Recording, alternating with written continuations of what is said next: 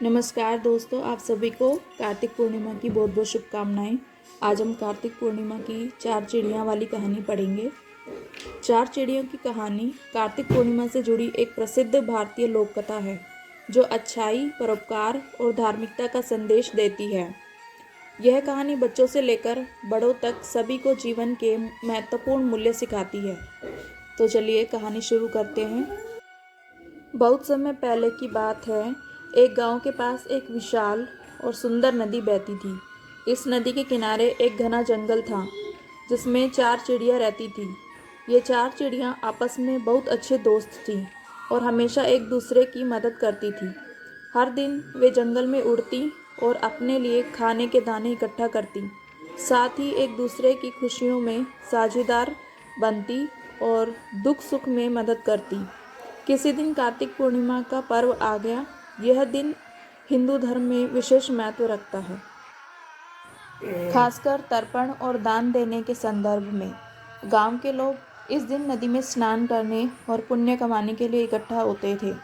उस दिन सुबह सुबह गांव के लोग नदी में स्नान करने और तर्पण करने के लिए जमा हुए थे।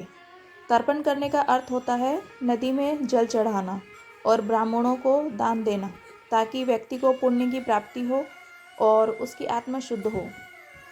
4 चिड़ियों का संकल्प। इस दिन चारों चिड़ियाँ भी अपने अपने काम में व्यस्त थीं, लेकिन वे यह देख रही थीं कि लोग नदी में स्नान करने और तर्पण करने में लगे हैं, जबकि एक ब्राह्मण नदी के किनारे खड़ा था और वह बुरी तरह से काँप रहा था। उसकी चादर भी गीली थी और वह सर्दी से ठिठुर रहा था। ब्राह्मण का चेहरा उदास था और वह मदद की तलाश में था। चिड़िया आपस में बातचीत करने लगी। एक चिड़ी ने कहा, हम चारों मिलकर इस ब्राह्मण की मदद कर सकती हैं। दूसरी चिड़ी ने कहा, लेकिन हमें किस तरह मदद करनी चाहिए।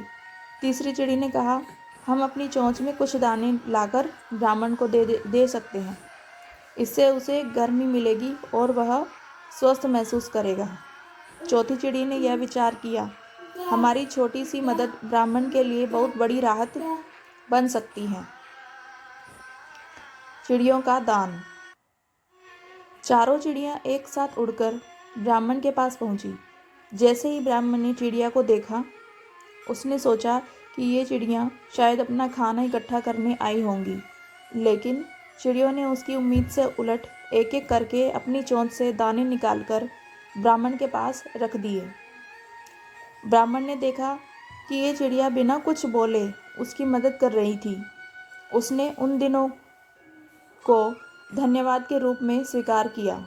फिर उसने भगवान से प्रार्थना की, हे भगवान, इन चिड़ियों की तरह यदि हर व्यक्ति एक दूसरे की मदद करे तो संसार कितना सुंदर और अच्छा होगा। ब्राह्मण के आशीर्वाद से चारों चिड़ियाँ खुश हो गईं और उन्होंने एक दूसरे को बधाई दी। अब हम पढ़ेंगे इस कहानी से हमें क्या संदेश मिलता है।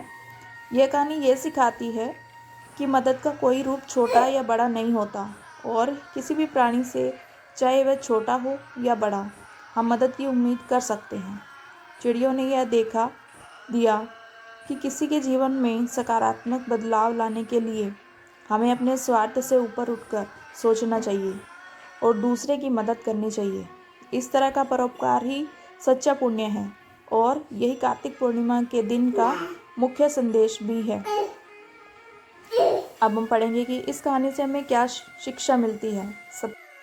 सबसे पहला, परोपकार हमें अपनी क्षमताओं के अनुसार दूसरों की मदद करनी चाहिए, भले ही वह छोटी हो, क्योंकि किसी की मदद करना ही सबसे बड़ा पुण्य होता है। दूसरा, दूसरों का ख्याल रखना। जैसे चिड़िया ने ब्राह्मण का ख्याल रखा, वैसे ही हमें भी समाज और दूसरों के दुख सुख का ख्याल रखना चाहिए। तीसरा, धार्मिकता और आस्था।